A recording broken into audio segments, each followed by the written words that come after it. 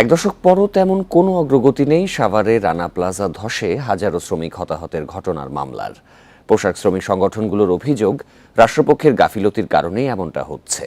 তবে বিচারে দেরি হওয়ার জন্য নানা আইনি জটিলতাকে দায় দিচ্ছে রাষ্ট্রপক্ষ। বিকাশে কম খরচে ক্যাশ আউটের লিমিট বেড়ে 50,000, প্রিয় এজেন্টও 2টা।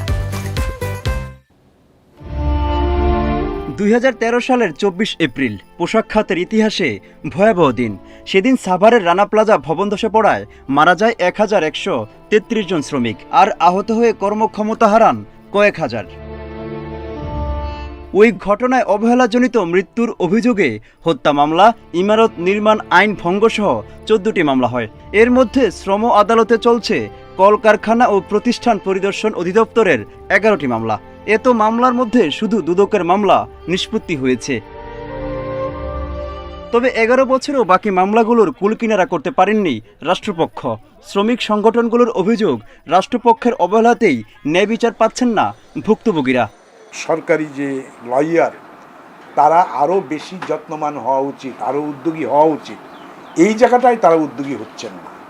এখানে নানান রকমের রাজনৈতিক প্রভাব থাকতে পারে।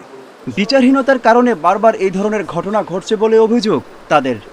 11 বছর ধরে বিচার প্রক্রিয়া কোনো আলোর মুখ দেখছে না বা বিচার হচ্ছে না, এটার মধ্যে থেকে আমার কাছে মনে হয় যে এখানে এই ধরনের ঘটনাগুলোর পুনরাবৃত্তির সুযোগ থাকে এবং পুরো বিচার ব্যবস্থার প্রতি যে আস্থা তৈরি হওয়া জনগণের বা শ্রমিকদের, সেই আস্থার জায়গাটা নষ্ট হয়ে যাচ্ছে।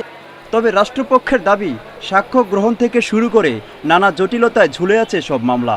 আসামিদের মধ্যে ভবন মালিক সোহেল রানা কারাগারে, অনেকেই জামিনে মুক্ত, আর মারা গেছেন 3 জন। মহামান্য আপিলেট ডিভিশনের আদেশ আছে 6 মাসের মধ্যে মামলা নিষ্পত্তি করা। অলরেডি 2 মাস পার হয়ে গেছে। 2 মাসে আমরা প্রায় আরও 30-40 জনের সাক্ষী নিয়েছি, 596 জন সাক্ষী। মামলাটা 4 দিনের এগেস্টে আপিল রিভিশন করেছিল, সেটা স্টে হয়েছিল অন্য আসামের জন্য, রানার জন্য ছিল না। কিন্তু রাষ্ট্রপক্ষ ইচ্ছা করলে মামলার উচ্চ আদালতে শুনানি করে ভ্যাকেটটা ক্যান্সেল করে এনে বিচার শুরু করতে পারত, কিন্তু ওনারা করে নাই। বিচারের দীর্ঘসূত্রতায় বেঁচে থাকতে ন্যায় বিচার পাবেন কিনা তা নিয়ে সংশয়ে নিহতদের স্বজন ও আহতরা। Muhammad Omar Faruk, Independent News, Dhaka.